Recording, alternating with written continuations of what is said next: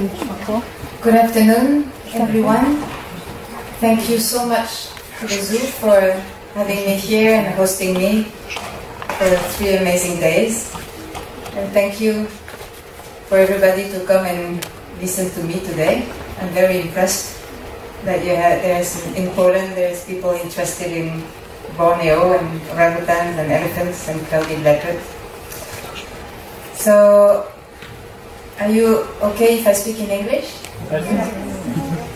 Thank you very much. I cannot speak English at all. So I will try to speak not too fast as well. Actually, I'm French, so maybe you can see the accent. I can speak French also.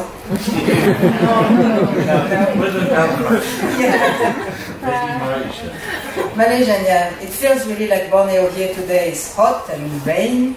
So it's really the atmosphere, almost the atmosphere you will have in Borneo. So today I'm going to talk to you about our project. It's been 20 years that I live in Borneo and work with wildlife conservation. It all started with a zoo, an orangutan in a zoo that was captured at the airport, being smuggled from Singapore to Mexico. And I was a student near the zoo, and I got to study this young orangutan while it was trying to survive by itself. And I read a lot about wild orangutans, and since then that was my obsession, to go and study orangutans. I had to do a long detour because back then in France nobody was interested. I tried to go and knock at all the doors, the few orangutan projects already. There was nobody accepted me, so I went through Saudi Arabia to study the baboons there and other places, and finally decided, okay, we'll start our own project in Borneo. So that was more than 20 years ago. And since then, many things happened, and I will share with you the story tonight. So when I was a long time ago, when I was young, I was a very angry person. I really loved to protest. And every time I had some opportunity, I would go and protest in front of the Malaysian embassy or any embassy about ivory, about deforestation, about logging. I didn't know anything, absolutely nothing about what was going on those countries, but I was very enthusiastic to protest. So 20 years later, I think I've changed my approach a lot. When I look back, I think, oh, this is a very big change over the years, because in Malaysia, if you try to protest and fight, there's absolutely no impact. They just send you home and it's finished. So we had to find other ways to try to preserve and conserve the wildlife. So the project started very small. It was just me and I look for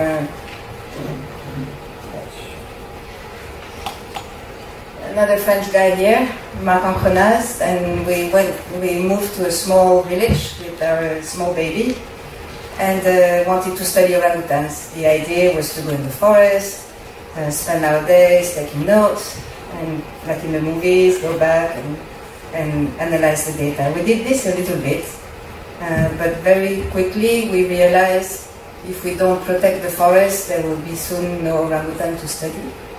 And also because we are based in a small village and we hire people from the village to be our assistants, they also have a lot of problems with wildlife. They have elephants going in the garden, raiding.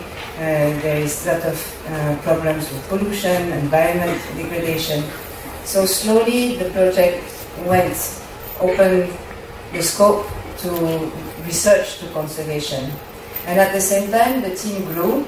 Now we are 56 people, staff, full-time, all from the village. And these guys have become real researchers and real conservationists. And we work very closely with the Sabah Wildlife Department, which is the government agency that takes care of wildlife. And it grew to a point that now we not only work with orangutans, we work with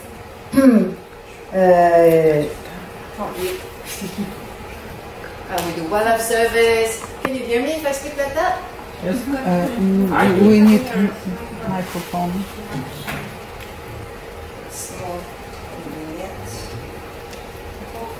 Hello. We work with elephants. We have a protection team protecting the wildlife sanctuary. We work with swiftlets. We have reforestation, education, and we work with a lot of stakeholders, which are, of course, government agencies. There's a lot of agriculture, all palm industry in the area, local community, of course, and there's a quite booming tourism industry. And what's really special with our team, as I said, they're all from the village. Most of them have primary education, or some of them secondary education. Of course, none of them have been to university, but they have learned and absorbed not only the research techniques, but also a lot of, and some of them doing GIS, some complicated computer software, some of them do filmmaking, some of them do public speaking, and each of them have a skill that we've trained and send them to sometime overseas to get more training, and this team now is absolutely amazing. They teach to university students, some of them go to international conference to present the result, the scientific results. So personally, this is one of the most gratifying, the thing that I'm most proud, almost, that after 20 years to have built this amazing team. So, we are in Borneo. I'm not sure if you're familiar. Anybody's been to Borneo? Of course. Okay, so Borneo here is this big island. Here you have Thailand, Peninsula Malaysia, and Singapore at the end. Here is Sumatra. So in blue here, Malaysia is split in two. This is Peninsula Malaysia, and you have two states, Malaysian states on the north of Borneo, and we are based in the state of Sabah here, and the south of Borneo is Indonesian province of Kalimantan. And in Sabah here, we are based here, this is the Kinabatangan River, and we work in the floodplain of this river on the east coast. And it's a beautiful area, beautiful place. If you've ever considered going to Borneo, this is really a place, absolutely amazing place to go. And there's really a very special abundance and diversity of wildlife. We have 10 primate species, 8 species of hornbills. There's amazing bird life. I'm not a keen bird watcher, but I can see people going there and going crazy, looking for birds. And the people who live in this area, they are called orang sungai. That means people of the river. By the way, orang in Malay and Indonesian means man, and hutan means forest. So orang hutan means man of the forest. Although some female researchers absolutely disagree, and they insist we should say person of the forest, not man of the forest. Doesn't sound so good, though. So the people who live in this area are the people of the river. They had a nomadic lifestyle. They always lived from the natural resources of the area. This is the kind of fresh river prawn that I go fishing before, after a long day of work, before going home. And about 80 years ago, there were a couple of American explorers from Arkansas who came to this area and made an amazing movie, a black and white movie, where you can see how beautiful the forest is, how tall the trees are. And today, this is what the same area looks like. So, Sabah was a British-English colony for a long time, and the British started timber extraction, collecting timber. There's no more primary forest in this area. Borneo is, everybody imagine this big old forest. It's not like this anymore. It's all logged forest, very degraded forest, fragmented. And in the 70s and 80s, all the area that were logged have been converted to agriculture by the English. First cocoa, tobacco, and in the 80s, people realized that all palm grew very well in this area. So now it's you have small patches of forest in a sea of all palm plantations. So the traditional idea of wildlife conservation, as everybody knows, you have a protected area where all the animals are, you have an area with human activities, and the boundary is very strict, very clear, and there's no movement between animals stay here and humans stay here. There's no movements in between. But when you see the map of our area, you have the green and grey patch is protected forest, and all the yellow here is all palm. So this protected forest is along the river, but you see, it's not connected. So if you have orangutans, elephants, clouded leopard living here, they want to go here or here, they have no choice but to go inside the palm plantation. So this is really what the problem is. The protected area is not connected. So of course there's a lot of conflicts, and the palm plantation, there is no law that the government can say, thank you. There is no law the government can say, you palm plantation, you give a bit of your land for the elephant to go through. They cannot force. It's their own land, so the palm plantation, they don't care. So if we want to make the passage between the two, we need to talk nicely to the palm plantation. We need to convince them why. What is the advantage, maybe not, why they should do that. It's very difficult to find the arguments. And because there's so many campaigns against the all palm companies, it's very, very difficult to talk to them. So, in between, the elephants, they still try to go through the all palm plantation, they still try to go through the villages. The big plantation, they have electric fences, trenches, so it's difficult for the animals to go, but if they want, they will force their way anyway, and they make a lot of damage. They destroy the all palm trees, they go in villages, destroy the crops, the community don't have enough money to afford the electric fences, so there's even more damage, a lot of anger, and this is the result. Where you have people trying to keep the animal away from the property, from the land. If the animal force their way, then sometimes they get shot, they get poisoned. This is a baby elephant that we found dead, and this is the post-mortem analysis when he was actually poisoned. These two female orangutans were shot. This elephant was too far damaged to actually know what happened to him. So these conflicts have been escalating a lot. The past 20 years ago there was, but not so many, and these past 5 years it's going really, really high. There were 80 elephants killed, dead in the last 5 years. We only have 350 elephants in this region. So it's really, really critical, and it is very important to find a solution. This is our estimate of orangutan numbers for this region, Kinabatangan. Some estimate quite high in the 20th century, going down, and this is our own surveys, and we're finishing a new one now, and it's about 700 individuals. So you can see it's quite an emergency. It's very likely that orangutans will go extinct in this area. So, all palm, everybody's blaming all palm, right? I mean, you can see on the pictures, before it was beautiful forest, now it's all palm, so what happened?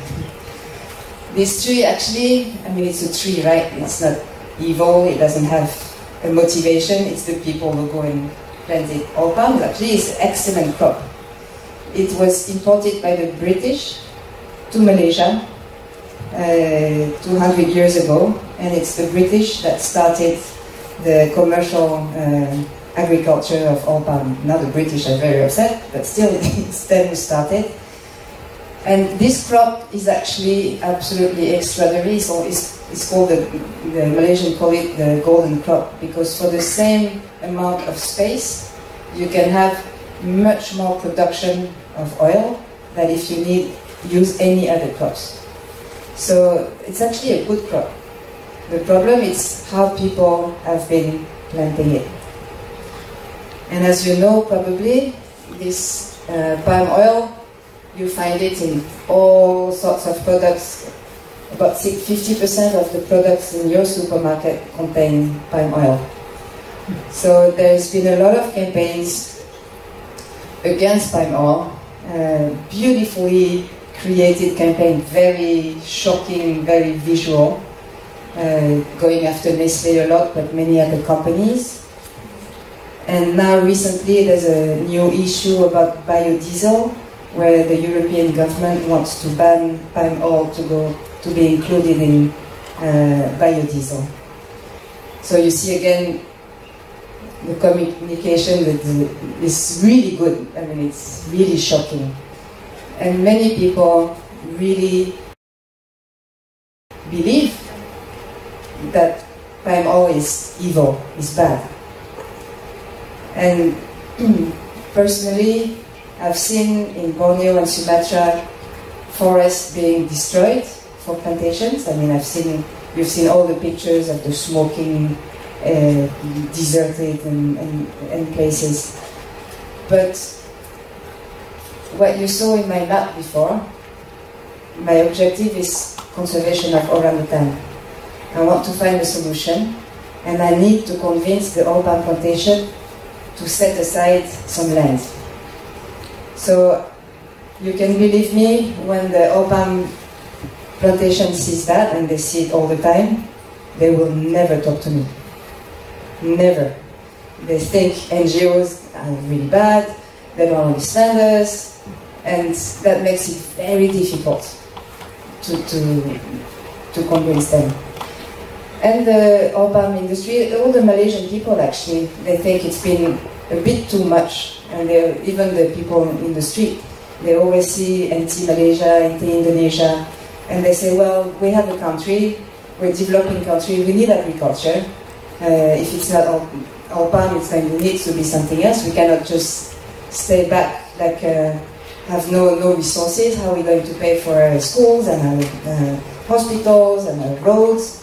And when they look at European countries, like France, from where I am, where are all the forests? Where are all the natural habitats? They're all under agriculture at the moment.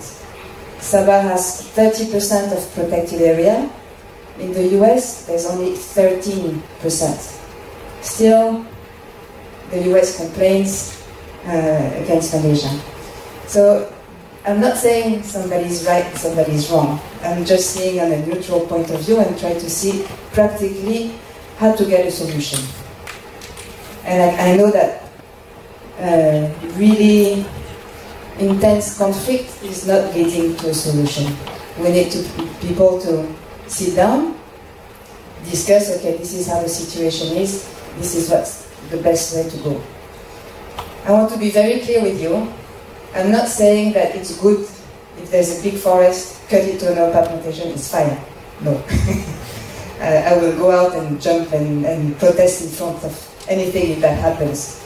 But for many areas, it's already like the map I've showed you. It's already occupied by oil palm plantation. So what to do? If we boycott the plantation, they go bankrupt, the forest is not going to grow back. Somebody else is going to come and plant something else. That might be probably not better, maybe worse. So it's a very sad situation, but we have to work with it and find solution. And there is an initiative. Who of you have heard of RSPO? A few. So there is a very good result from all the anti-palm oil campaign throughout the world. Is the oil palm industry themselves, the growers, the traders, even the buyers, have got together and say, okay, that's right, we're doing a lot of bad things. how can we control it? And they came up with the idea of doing a certification system like we have for timber. I'm sure any of you have bought some table, garden table, where there's a FSC certification, that means it's sustainable timber. So they want to do the same thing with palm. So they have created very strict principle criteria, zero deforestation, about environmental impact of fertilizer, pesticides, very detailed, and also on the social aspect, because there's also the issue of the workers, the laborers, that sometimes are treated like slaves, so there's a lot of work to be done there.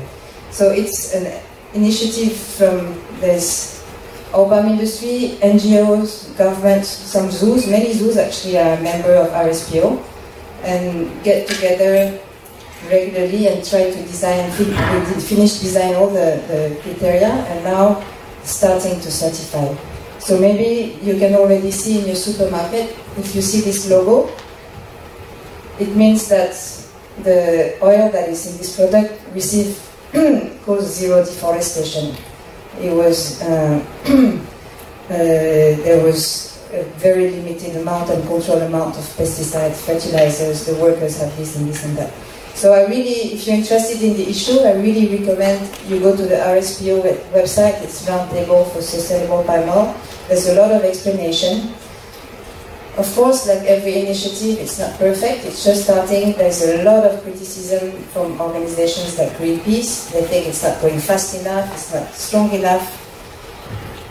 It's a long controversy. But again, from our point of view, on the ground, it changed a lot, because this is what made the plantation talk to us as an NGO. Because they want this certification, they want to prove that orangutans are not killed, can survive, elephants can go through the plantation. They've called us and say, okay, can you help us design corridors? And that was exactly what we wanted. So maybe this is not good enough, but for me, it was very, very useful. So really this is the question. We don't know. Is it possible for wildlife and people to live together? In Poland, you have the same problem. You have wolves, you have bears, you have animals that, you have mosquitoes that you don't like. So some animals, when people open and come into the habitat, they do some damage, or some annoyance, or some really dangerous things. So how to deal with this? Should we kill the animal? Should we move them somewhere? But where? Will they come back? How to manage this issue? Is it possible?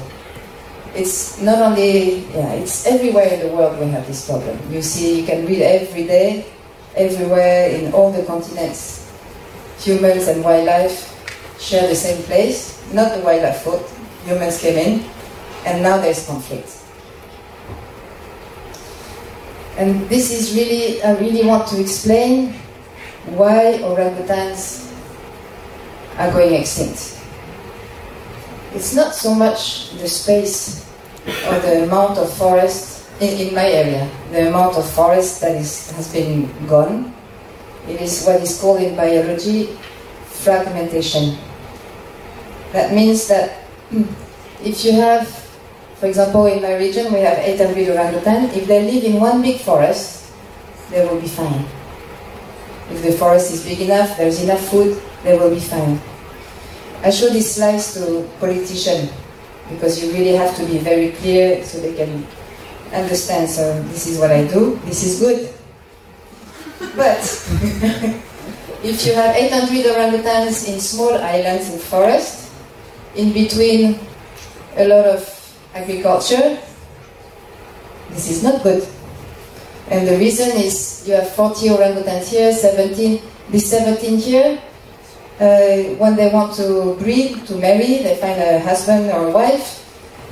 The one they're going to find is probably going to be the auntie, the brother, the sister. After a few generations, everybody is the same family.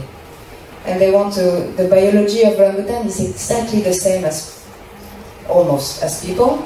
And inbreeding, you know inbreeding? Yeah.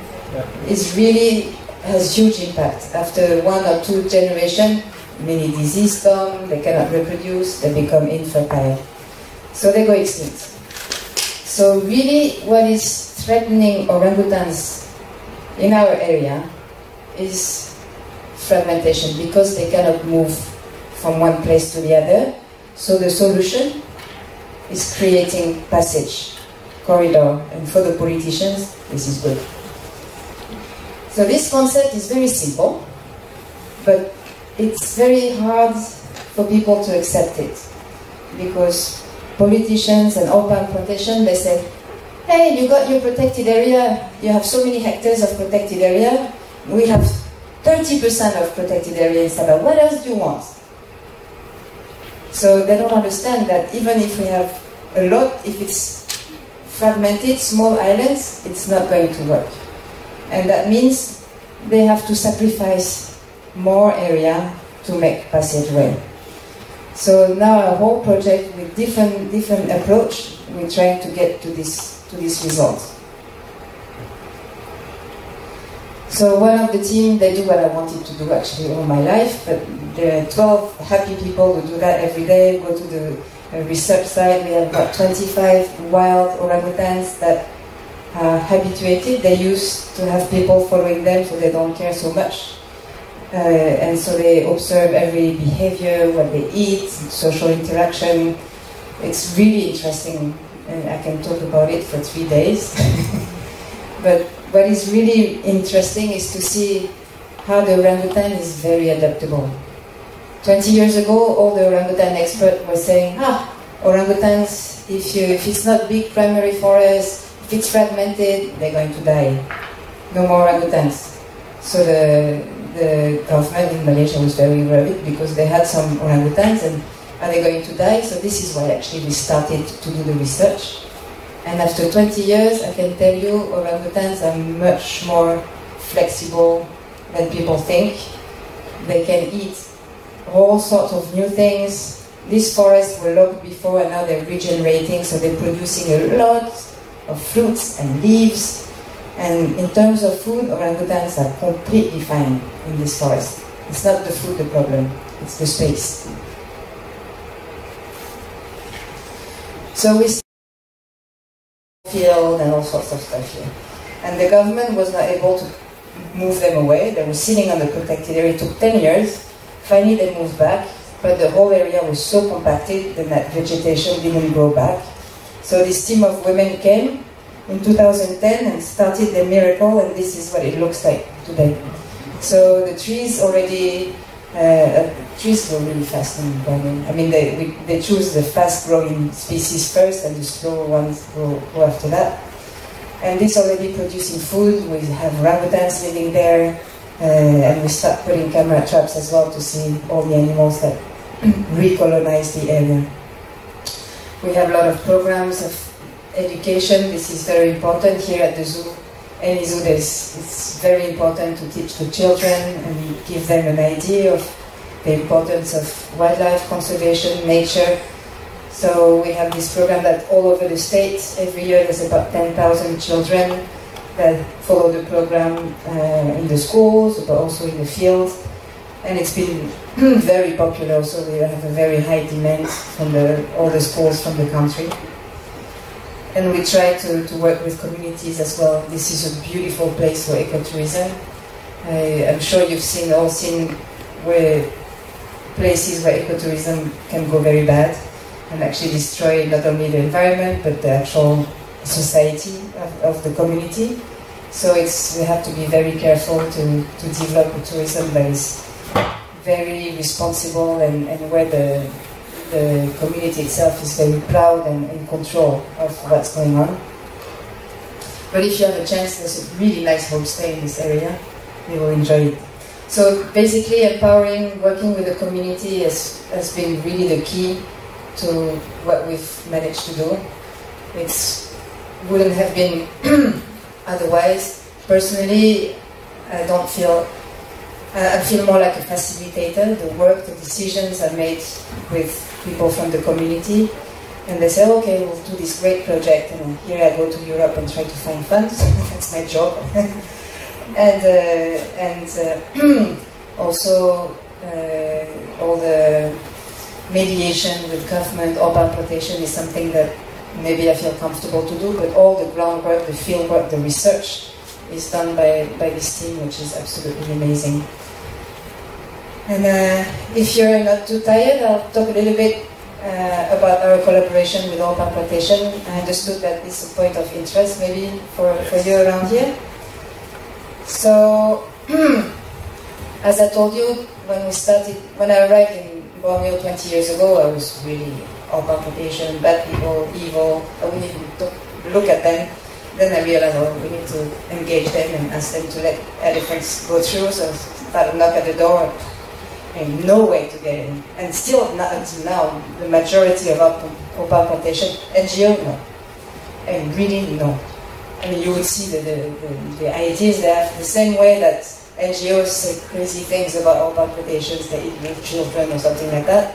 The same way, the urban plantation have these crazy ideas of NGOs in Europe and in the US, which is completely crazy. But anyway, so there is one particular plantation that has 100 acres in between two fragments of forest, very important for orangutans and elephants, right next to where we're based. For 5 years, they're based, it's a huge public listed company. They have casinos and boat cruise companies, and they also have huge plantations. They own 60,000 hectares of plantation in Malaysia. And I was asking 100 acres just to make that connection. Oh, no way, impossible. And then they insisted, the Minister of Environment wrote to them, dear plantation, be nice. And then I said, okay, I'll sell you a little bit, very expensive, half an acre for hundreds of thousands and things like that. So no, continued, I went to learn mediation, I went to take a 1-year course in conflict resolution and negotiation skills. I got my accreditation, went back, still no. And basically started opening a little bit, and then the director of one bank, actually, I have no reason not to say it, HSBC Bank in Malaysia, is very much involved in urban, sustainable urban issues. He said, okay, I'll help you. Made a phone call. The next day I got the phone call from the director of the company. He said, okay, come over to Kuala Lumpur, we give you 100 acres. And it worked really well. I was very frustrated. It's not my negotiation skill that did it. It's just because they get the loans, all the loans come from the bank. So it's threatened, if you don't give it, then you don't have the loan you're asking for. So that worked very well. And so they signed an agreement. They didn't let go of the land, but they signed an agreement with the state government that they allocate this land for conservation. And it was the first time ever in Malaysia that was done. And everybody was so happy and so proud.